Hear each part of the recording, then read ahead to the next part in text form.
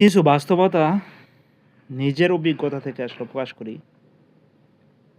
তো আসলে আমরা যখন বাহিরে যাই তখন দেখি যে বাহিরে যারা কাজ করে আরকি, এমনও লোক আছে আপনার শরীরের চামড়া পুইড়া মানে রোদে পুইড়া কালো হয়ে গেছে আরকি। তাহলে আপনার চিন্তা করে দেখেন যে একজন প্রবাসী কি পরিমাণ কষ্ট করে, যারা বাহিরে কাজ করে আরকি বিশেষ করে তাদের কি পরিমাণ কষ্ট হয়। কারণ এই দেশের রোদ আরব কান্ট্রি বিশেষ করে রোদ থাকে প্রায় আপনার ৫০ এর উপরে এরকম তাপমাত্রা থাকে। ৫০ ডিগ্রি বা অন্য ৪৮ এরকম। তো